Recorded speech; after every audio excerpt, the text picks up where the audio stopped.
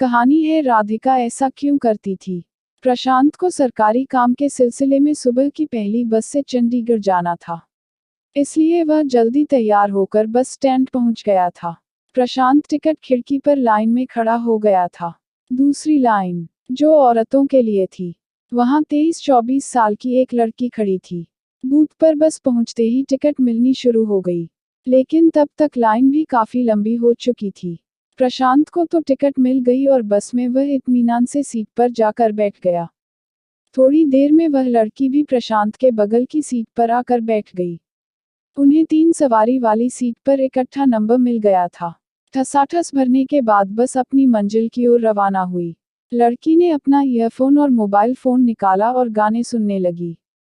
बीच बीच में झटके खाकर वह प्रशांत से टकराती भी रही। बस जैसे ही शहर से बाहर निकली और सुबह की ठंडी हवा शरीर से टकराई तो प्रशांत 5 साल पहले की यादों में खो गया। उस दिन भी प्रशांत बस से दफ्तर के काम से चंडीगढ़ ही जा रहा था। बस अड्डा पहुंचने में उसे थोड़ी देर हो गई थी। उस दिन किसी नौकरी के लिए चंडीगढ़ में लिखित परीक्षा थी। पहली बस होने के चलते भीड़ बहुत ज्यादा थी। जहां एक और मर्दों की बहुत लंबी लाइन थी, वहीं दूसरी ओर औरतों की लाइन छोटी थी। प्रशांत को यह एहसास हो चला था कि आज इस बस में शायद ही सीट मिले, लेकिन उम्मीद पर दुनिया कायम है, यह सोचकर वह लाइन में खड़ा रहा। तभी औरतों की लाइन में एक लड़की आकर खड़ी हो गई। उम्र यही कोई 25 साल के आसपास। खुले बाल, पैंट टी शर्ट पहने, वह हाथ में एक बैग लिए हुए खड़ी थी। प्रशांत ने अपनी लाइन से बाहर आकर उस लड़की से पूछा, मैडम आप कहाँ जाएंगी? उस लड़की ने प्रशांत की तरफ गौर से देखा, फिर कुछ सोचकर बोली, चंडीगढ़। प्रशांत ने कहा, मैं भी चंडीगढ़ ही जा रहा हूँ, अगर आप मेरी थोड़ी मदद कर दे तो। वह लड़की बोली, कहिए, मैं आपकी क्या मदद कर सकती हूँ? प्रशांत ने 500 का एक नोट उसे थमाते हुए कहा, आप मेरी भी एक टिकट चंडीगढ़ की लेकर मेरी मदद कर सकती हैं।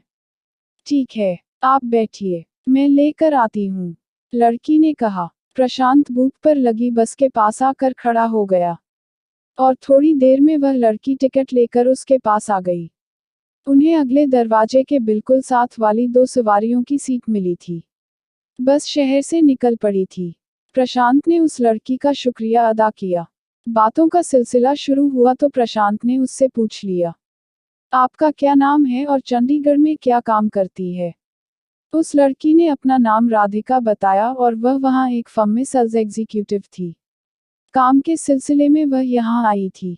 काम खत्म करके वह वापस लौट रही थी। प्रशांत ने उसे बताया कि वह यहां लोकल दफ्तर में काम करता है और सरकारी काम से महीने 2 महीने में उसका चंडीगढ़ आना जाना लगा रहता है। बस चलती रही तो बातों का सिलसिला भी चलता रहा। राधिका ने बताया कि वह मूल रूप से पहाड़ी है, यहाँ चंडीगढ़ में किराए का मकान लेकर रह रही है। घर में मम्मी पापा और छोटी बहन है, जो गांव में रहते हैं। बड़ा भाई नोएडा में एक प्राइवेट फर्म में सॉफ्टवेयर इंजीनियर है। प्रशांत ने बताया कि वह भी किराए का मकान लेकर रह रहा है। बीवी बच्चे सब गांव में हैं। महीने में 2-4 बार ही घर का चक्कर लग पाता है। अभी रिटायरमेंट में 12-13 साल का वक्त पड़ा है, इसके बाद ही जिंदगी शायद सेट हो पाए। बातों बातों में कब पेहवा आ गया, पता ही नहीं चला। बस वहां 15 मिनट के लिए रुकी। प्रशांत नीचे उतरकर चाय और सैंडविच ले आया।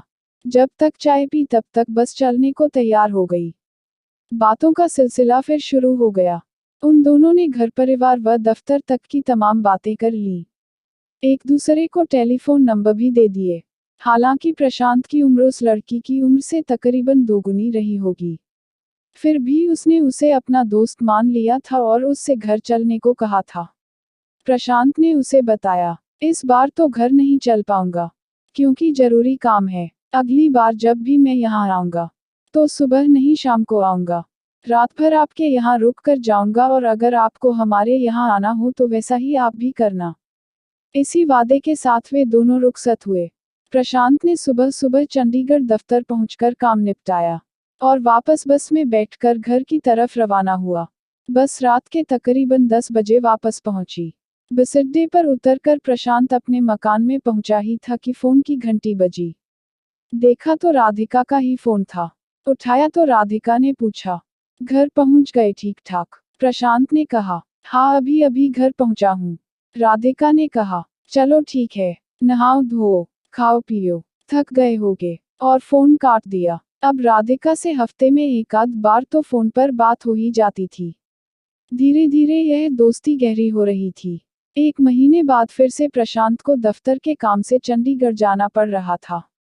प्रशांत ने राधिका से बात की तो उसने कहा, आप शाम को ही आ जाओ, सुबह जल्दी उठने में दिक्कत नहीं होगी, और इसी बहाने आपके साथ रहने का मौका मिल जाएगा।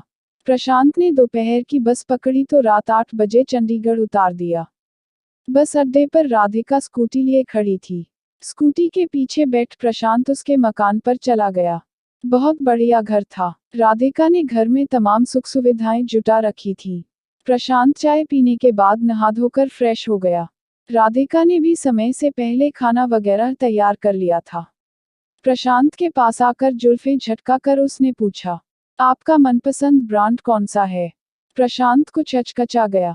फिर थोड़ी देर में वह बोला, जो साकी पिला दे। राधिका ने विदेशी ब्रांड की बोतल ली और पैक बनाने शुरू कर दिए। दो पैग लेने के बाद उन्होंने खाना खाया और पति पत्नी की तरह प्यार करके उसी बिस्तर पर सो गए। प्रशांत सुबह उठा तो खुद को बहुत हल्का महसूस कर रहा था। राधिका भी जल्दी उठ गई थी। उसे भी दफ्तर जाना था। उन दोनों ने तैयार होकर नाश्ता किया और अपने अपने काम पर निकल गए। अब इसी तरह से जिंदगी चलने लगी। राधिका जब भी प्रशांत के पास आती तो वह उसे होटल में रख लेता। जब भी छुट्टियां होती तो वे शिमला, मोरनी हिल्स, धर्मशाला जैसी कम दूरी की जगहों पर घूमने निकल जाते। एक रात जब प्रशांत राधिका के घर पर सोने की तैयारी कर रहा था, तो उसके मन में यह सवाल उठा कि राधिका जवान है, खूबसूरत है, अच्छा कमाती है, यह तो नए नए कितने ही लड़कों के साथ दोस्ती कर सकती है, मौजमस्ती कर सकती है, फिर यह उस जैसे अधेड़ को क्यों पसंद करती है? प्रशांत ने उसके बालों में उंगली घुमाते हुए पूछा। राधिका, एक बात पूछूं, अगर आप बुरा न मानो तो? राधिका ने कहा, मैं जानती हूं कि आप क्या पूछना चाहते हैं। आप यही जानना चाहते हैं न कि मैं यह सब अधेड़ उम्र के लोगों के साथ क्यों करती हूं, जबकि मेरे लिए जवान लड़कों की कोई कमी नहीं है। मैं क्या, हमारे यहाँ सब जवान लड़कियां यही करती है? इसकी खास वजह यह है कि हम यहाँ वीकेंड पर मौजमस्ती करना चाहती है। अधेड़ मर्द जिंदगी के हर तरह के रास्तों से गुजरे होते हैं। उन्हें हर तरह का अनुभव होता है। उनका अपना परिवार होता है। इसलिए वे चिपकू नहीं होते और जब जहां उनको कहा जाए वे दोस्ती वहीं छोड़ देते हैं। कमाई की नज़र से भी ठीक ठाक होते हैं। नौजवान लड़के जिद्दी होते हैं। वे समझौता नहीं करते, बल्कि मरने मारने पर उतारू हो जाते हैं। कभी नस काट लेते हैं तो कभी पागलों जैसी हरकतें करने लगते हैं। यही वजह है कि हम आप जैसों को पसंद करती हैं। प्रशांत और राधिका की दोस्ती तकरीबन 5 साल तक चली। उसके बाद राधिका ने शादी कर अपना घर बसा लिया और दिल्ली शिफ्ट हो गई। हमारे समाज में यह एक नया बदलाव आया है या आ रहा है। अच्छा है या बुरा है, यह तो अलग चर्चा की बात हो सकती है, लेकिन बदलाव हो रहा है। जीरकपुर बस स्टैंड पर बस रुकी तो झटका लगा और प्रशांत यादों से वर्तमान में लौटा। साथ बैठी लड़की उसके कंधे पर सिर रख कर सो रही थी। प्रशांत ने उसे जगाया तो अपना बैग संभालते हुए वह बस से उतर गई। प्रशांत बस में बैठा कुछ सोच रहा था। थोड़ी देर में बस अड्डे की तरफ चल पड़ी थी। अगर आपको कहानी पसंद आए तो लाइक और शेयर कीजिए और चैनल को सब्सक्राइब करना मत भूलिए।